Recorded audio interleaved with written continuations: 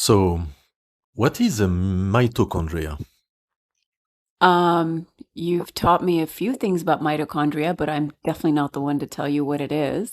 Yeah, it's this kind of words that we hear very often, and mostly in biology and advanced research on DNA and etc. But people have a very simplistic idea what it is. So, what I would like to do is to try to give an overview of what it Okay. is. So, in a nutshell, what would you say to us is mitochondria?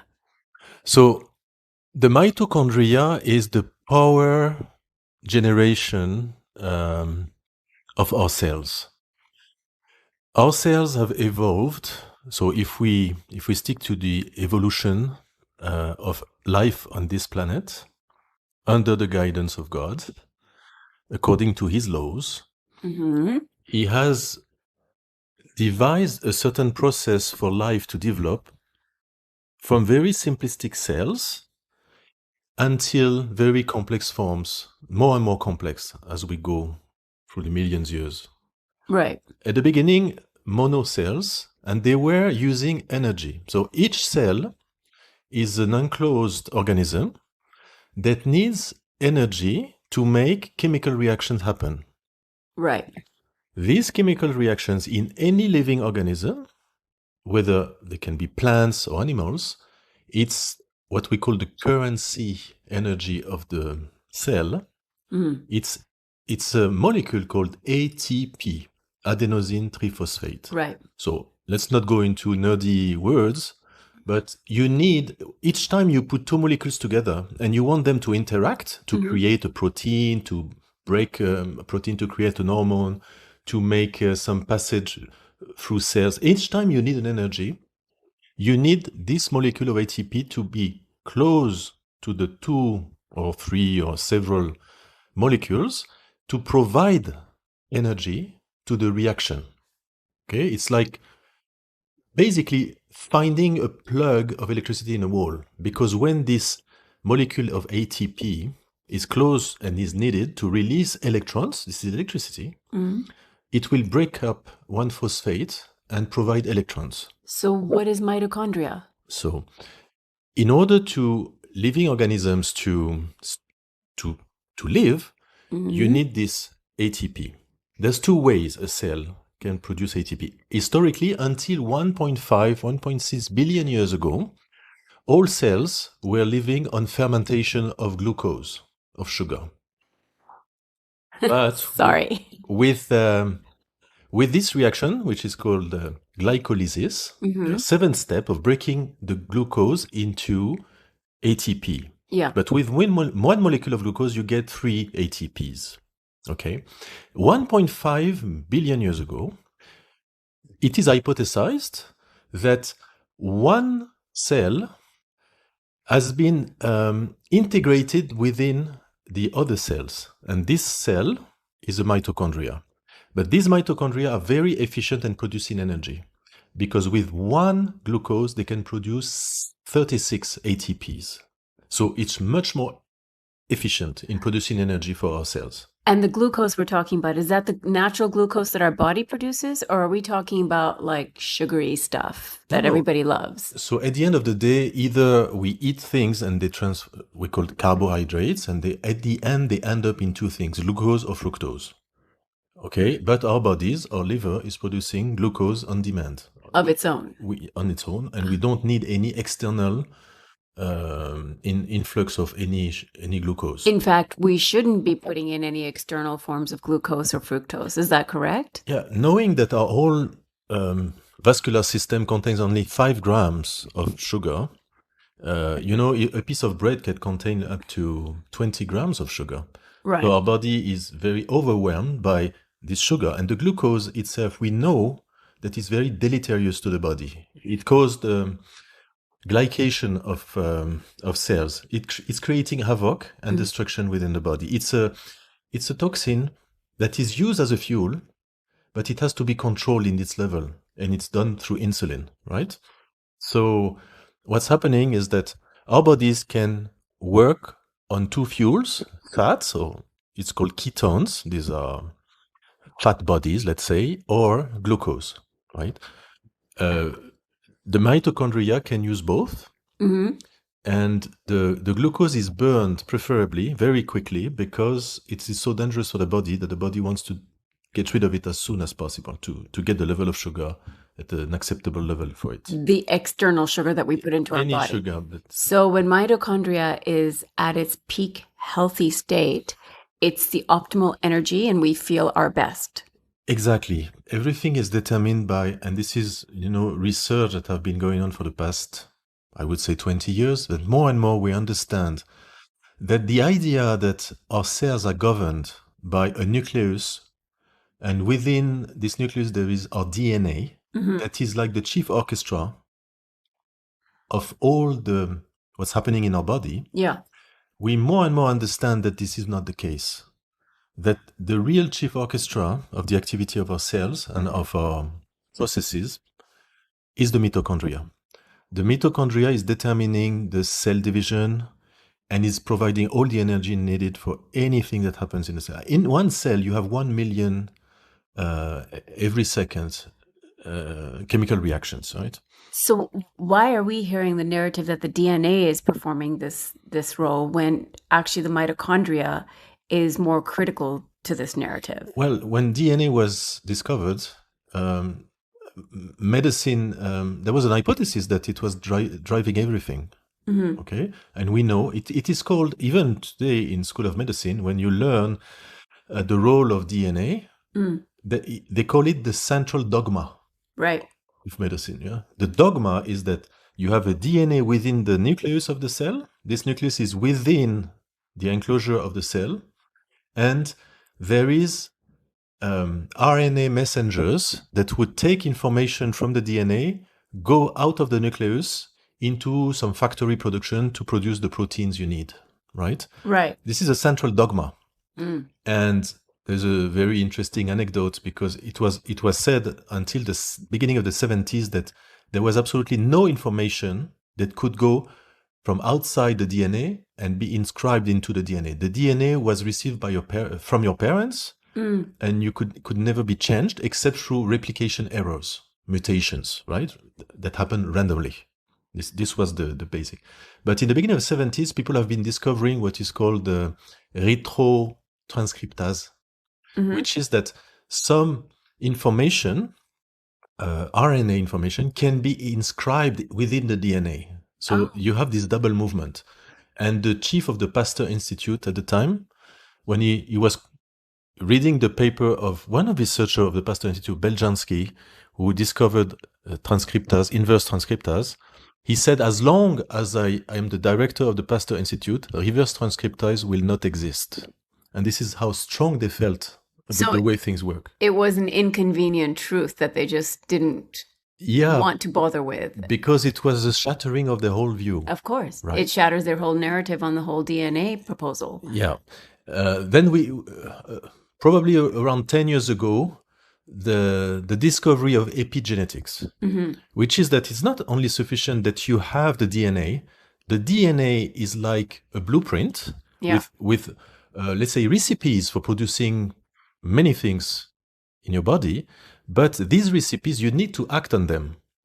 And whether these recipes are being cooked or not depends on your environment, on your level of stress. It's called epigenetics. Right. So basically, think about the DNA as the gun, and epigenetics is whether you are pressing the trigger or not. Okay. So when we are said that, oh my God, there is a mutation in this part and you have a gene that is very bad, well, they understand more and more that it is bad if it is triggered. And many times you can make an intervention in your way of living or in your nutrition that prevents the triggering of this thing that could be dangerous. So coming back to mitochondria, what role does it play in layman's terms in our life and in influencing all of these factors? Yes, this is like the West, Yeah. It's a cowboy country. There's a lot of research, and we are just starting to scratch the surface. But what we know is that our body health of any living organism health depends on the health of the mitochondria. For example, all cancers, they have one thing in common. For a long time, and since the 50s or the 40s, cancer has been thought of as a mutation of the DNA that prevents a control of the replication of the cell. Except that when you take a tumor of any cancer, some of the cells have this mutation and some other cells are normal, but they still behave the same way. So the anomaly in the DNA is not the common factor in all the cancer cells. The common factor is really that mitochondria are not functioning. Wow. And they are not functioning. It means that ATP needs to be produced the old way before mitochondria existed, which is through fermentation. And only glucose can be used. This is why ketogenic diets, when you starve the body from all these external sugars, you starve the cancerous cells from much of the fuel they need to grow. I think we need to do a talk on the dry fasting that you taught me, which has really turned around my energy levels and just, it's so superior to anything that I've ever done. But coming back to mitochondria and the ATP, so what are some of the things that we can be aware of that we can do and be proactive to keep our mitochondria optimal? Yeah, this is a field of research that is developing. There is, and this is probably worth an episode. There is hydrogen. So basically, why do we breathe and why do we eat? Yeah. From an energy perspective, an energy production perspective, we eat to provide our mitochondria with hydrogen. Right. And we breathe so that this hydrogen is being used by the mitochondria and is being captured at the, let's say, at the exit of the process by an oxygen, and this creates water, and then the CO2 that we exhale. So the only reason we really breathe is to get this oxygen that will capture two hydrogen to make water, for example, and then CO2. So wait, so the bottom line to our eating and breathing, the bottom line is the mitochondria. Yes. That's what it ends up being all about. Yes, since that's remarkable. The production of energy, until the mitochondria integrated our cells, this production of energy was anaerobic, didn't need any oxygen. Fermentation doesn't need oxygen. But since mitochondria is so efficient, it is the preferred mode of production of energy, but it needs oxygen. And this is why we have oxygen. So a good breathing, is helping the mitochondria, right? So good breathing would mean when you're going on a rigorous walk, let's say a brisk walk, and you're made to breathe as you walk. So you're breathing deep in and out, or even say a light jog or a hike or something. So that's why staying active alongside eating well, and of course all the other things that we talk about living well, is critical to a healthy mitochondria. Absolutely. In fact, all the healthy things we are told, like exercise, breathing correctly, sleeping correctly, all have a link to the health of the mitochondria. Now, we may be lucky and unlucky in our mitochondria, because contrary to the nucleus DNA, which comes from both the mother and the father, and if there is any problem in one chain of the DNA, the mother's corresponding chain can be healthy. The mitochondria only comes from the mother. Really? Yes. It only comes from the mother? Only from the mother, and it has its own DNA. Okay. Which is called mitochondrial DNA, and it's only coming from the mother. And this mitochondria you have in each of your cells are the children of mitochondria that existed in your grandmother's body. Because when a female human being is born, this baby already contains in her body all the eggs that she's going to use through her fertile years. Yeah. And these eggs have been, in fact, produced by the grandmother. Right. Wow. Right. Yeah. And during the cell division when a baby is produced, the DNA is replicated, and you have half from your mother, half from your father, but all the, let's say, the engines within the cells are duplicated from the ovule, from the egg of the Right. mother. Right. And this egg contains the mitochondria of the mother. And when the egg divides, when it's fecundated, when it divides in two, you have half of the mitochondria that go one way and half go the other way. If your mother had, let's say, 50% of her mitochondria in bad health, it could be that you inherit, on one side goes 90% of bad mitochondria or badly functioning mitochondria. In this case, the baby will be very unhealthy. So the grandmother has to make sure that she is extremely healthy or keeps herself optimal in her health in order for even her grandchildren Yes. to benefit Absolutely. from her healthy state. Absolutely. So it's not just always about what the mother is eating during the pregnancy or even prior to the pregnancy. It really goes back another generation. Yes, absolutely. It is important for the mother to be healthy and to provide nutrition so that the baby can grow. But from a genetic perspective, from a seed perspective, the quality of the seed really depends on the grandmother for a girl. And so that's why it's very important to be aware of what's actually really good for you and what isn't, because whatever, especially for a woman, you consume, it's going to affect the next two generations of your family. Absolutely. And I think today, children who are born in the 20s are probably the first generation that are born out of a generation that has been eating these incredibly processed foods, industrial foods. Their parents, the baby boomers. The baby boomers themselves, they were raised on very healthy diets generally, let's say, in terms of industrial seed oils, etc. They constructed their body when they were young in a period where all of this was not as available as their children. You mean seed oils and all these things weren't as available, so therefore they just by default were a bit healthier.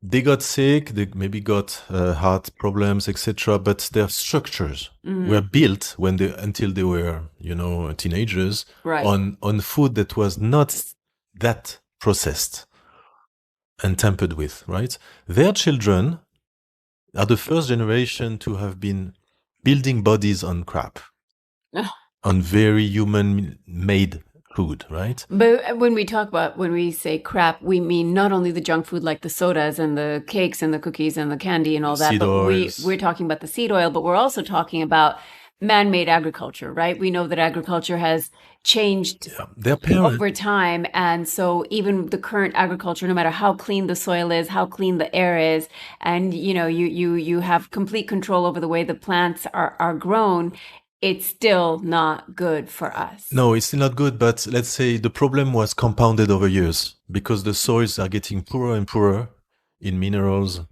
So you could go into intensive agriculture and still produce fruits and vegetables that were nutritious. The body and contains a lot of natural toxins, but the bodies could have this nutrition and still be able to fight off most of this toxicity. Today, we have, unfortunately, industrial products that are not only not nutritious, but they contain an even increased number of toxins and more potent, with bodies that are less and less healthy because of the mitochondria impact. The mitochondria, it can be measured, their activity, and on all chronic disease, the common factor really is that mitochondria are not providing enough energy for the body to defend itself and to clean itself, to resist and to fight off toxins. So how do we up the game for mitochondria? How do we make it so that it does give us the maximum benefits? Well, it's a proper nutrition, and in many vegetables, you have oxalic acid, for example, that makes oxalates when it bonds with potassium or magnesium, and these can create havoc in the mitochondria. There's also something that is seldomly talked about. It's hydrogen that is a heavy hydrogen.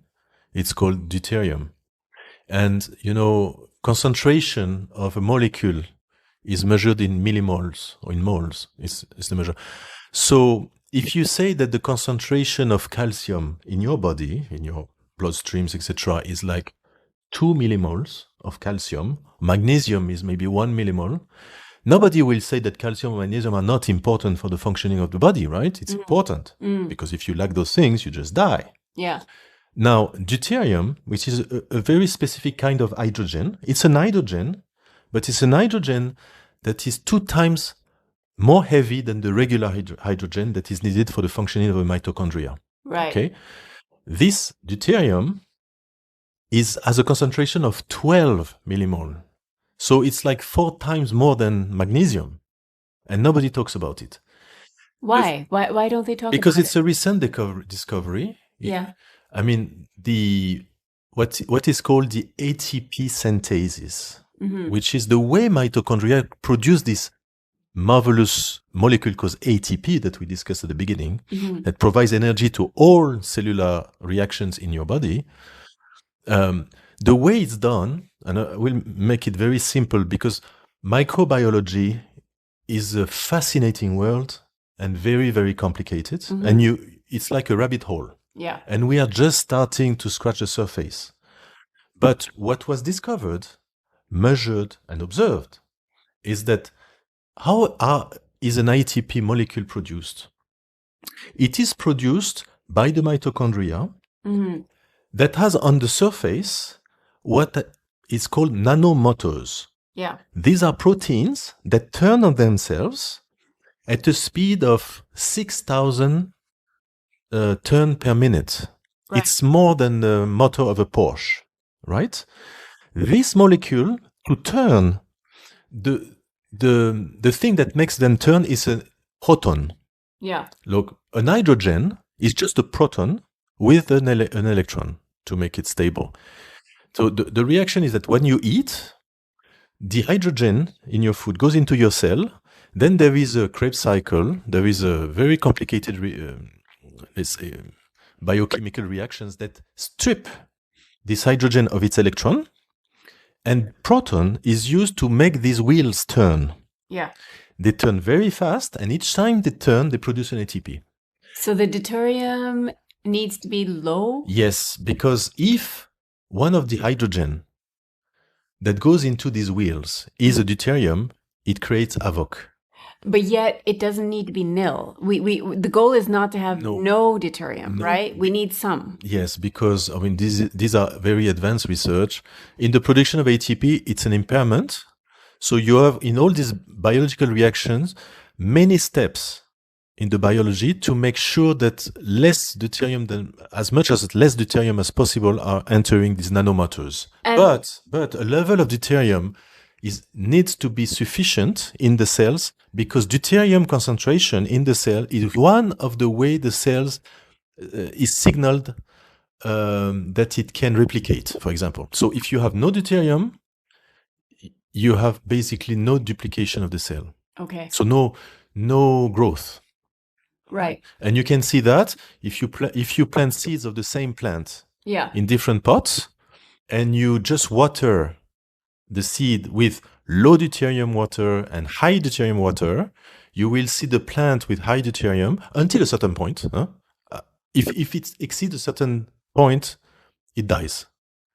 But the low deuterium will grow much lower and less fast. So our food and our water should be low deuterium. I remember one of the first things that you gifted me when we met was low deuterium water. And I think you got it from the Netherlands, if I'm not mistaken. From Hungary. Well, from Hungary. There's a good company there. And I remember I drank, you made me drink all the bottles. And I remember it really affected and impacted me positively with my energy levels and the clarity and all that. So is that what we should be feeling when we have low deuterium in our system or adequate deuterium? Well, we are meant to maintain a certain level of deuterium, which can be set to 120 parts per million, meaning that our hydrogen within the body and in our water that's within the cells if you have 1 million hydrogen, you should have no more than 120 deuteriums. And this is the optimal level, 120, 130. The water we consume is generally a 150. But if you drink water with 180, you die. Wow. Okay. So how does one know what kind of water they're drinking? We don't know. And But but do we have an idea, like certain regions where we get water from have higher deuterium? yes, we know that the northern you go, The more north? yeah, the more north you go, the less deuterium you have in the environment. Yeah. But we're talking about 140 parts per million, when in the equator, in the water of the oceans in general, we have 150 parts per million. Our bodies are meant to operate around 120. So around which region should we be trying to get our water from? So the lower deuterium water we find in Iceland, we find in Greenland. So if we can find bottled water that comes from Iceland, for example, Yeah, that's but a good idea. yes, it's a good idea, but they are still very expensive, Yeah. and they come late at 140. We still have to bridge this gap of 20 parts per million, and our bodies are equipped to do that. We have our microbiome. Yeah. It is hypothesized, and I think it's very convincing, that a lot of activities of our microbiome is a way for our body to discriminate deuterium. Great. So if we drank water, say from Iceland, and it's not really optimal, our body will do the rest of the job in Yes. lowering the deuterium in that water. Yes, but I think we shouldn't really. I think the main intervention we can do is it's our food, Yeah. because the plants in particular have the same problem as we do, which is that they need to reduce their deuterium level. It is hypothesized that deuterium content in the atmosphere has increased over the past few hundred years. So we're breathing it now. Yeah, and we are consuming it all the time. Yeah. I mean, hydrogen, probably 70% of all the atoms in this universe is hydrogen. Yeah. It's very prevalent. We cannot escape it. It's not toxic in itself. It is needed, but it must be controlled in its. And you have clinics in the US, in Hungary, that are using deuterium depletion, which is lowering the deuterium level in people, to cure cancer and metabolic diseases. They have. I find that fascinating. I remember you sent me a link a while ago on that. There was a researcher. He was some scientist, and he was talking about how they managed to cure cancer with just lowering the deuterium in people. Yes. And I don't know why this is picked up on a larger scale by the medical industry. I have no doubt that this will lead to a Nobel Prize at one point, but you know how science advances. It advances one generation at a time. You have people who are very strongly feeling about the causes of disease, like in cancer research. The big bosses, they have made all their career on the hypothesis that cancer is a DNA problem. Yeah. And not a metabolical problem. And so when that gets challenged, then they just dismiss it. That dismisses their entire theory and their work. So you need a generation to replace people who have less self-interest in defending a certain position, and can look at things objectively, like cancer as a metabolic disease, because once again, cancer is really a non-functioning of the mitochondria. So how do we reduce? And the more deuterium excess you have in your body, the less happy the mitochondria are, and they are functioning very low. They're not producing enough energy so that you can use efficiently all your mechanisms in your body to fight off toxins. Okay, so you're overwhelmed. So the main intervention you can do is to consume food that contain the lower possible deuterium content. Which are some of those foods? It happens that the plants, as I told you, have the same problem as we do on reducing the deuterium content. Yeah. Because they are facing the same issues, that too much deuterium is impairing their mitochondria. And it happens that when they get rid of their deuterium, they put it in their sugar.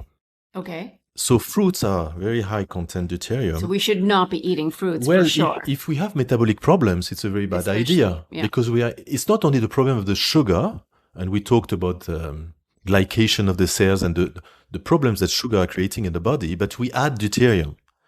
Now, the food that contain the last deuterium possible is meat and fat.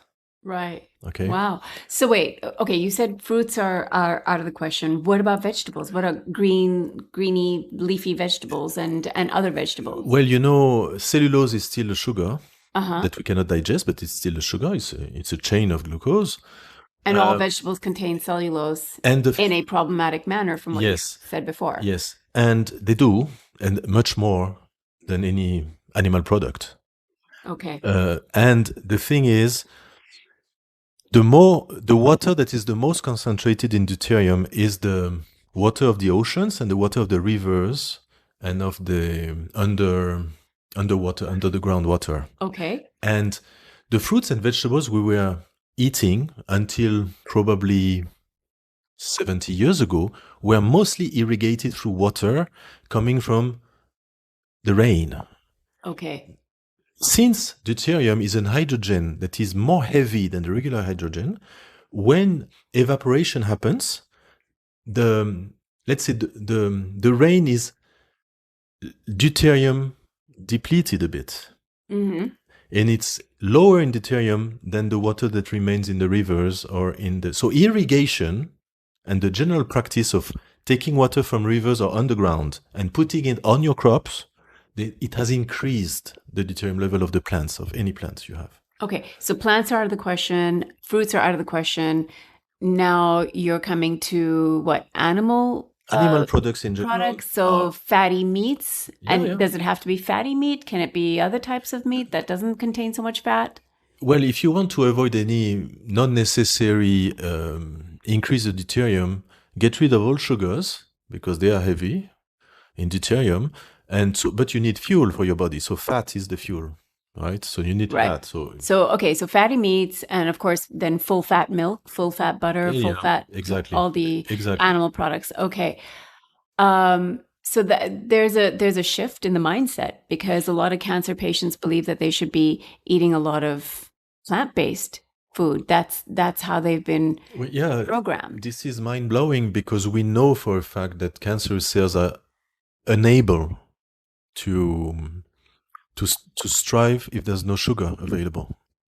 Which comes from plants, even Yes, the all of vegetables, them, not yeah. just the fruits. Absolutely. Where did this mentality come from? Where were we taught to have plans, especially in cases of cancer? I know a couple of friends, and even some relatives, which you know, that have trained themselves, because they're cancer patients, to eat a lot more greens. So why? I mean, this is the power of hypotheses that became truth because they were repeated often enough.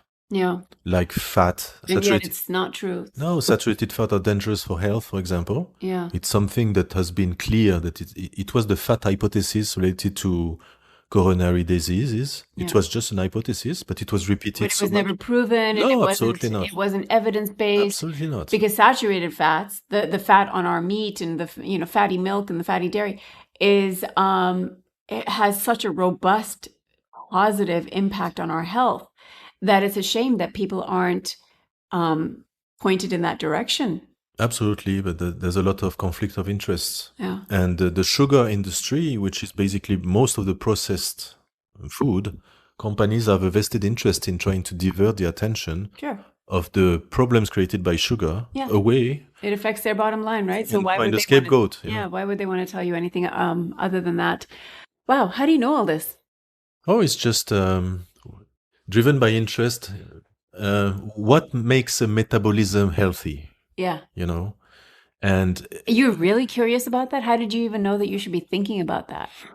Well, when you are faced with a friend who is suffering from a metabolic disease, and this friend is the most intelligent person you know, and you watch him really struggle against a disease for years and years with the best doctors trying to do something for him, alternative doctors, classical doctors, all the best people coming over and trying to fix something and couldn't. But he knows much more than all of them combined. Yeah. And then he dies. Oh. And I got revolted, you know, and I was trying to understand what happened. Yeah. And I really regret. It happened probably now 6 years ago. I really regret of not knowing everything I know now. That's the most painful thing, is that we get our wake-up call when something tragic happens to one of us or our loved ones, and it's so devastating that we finally wake up and decide that we're going to want to learn the truth. And yes, and because otherwise none of this makes sense. Yes. So within this paradigm of evidence-based medicine, and within the evidence of biochemical reactions, metabolic pathways, there is really all answers converge towards food intervention as the main driver of metabolic health.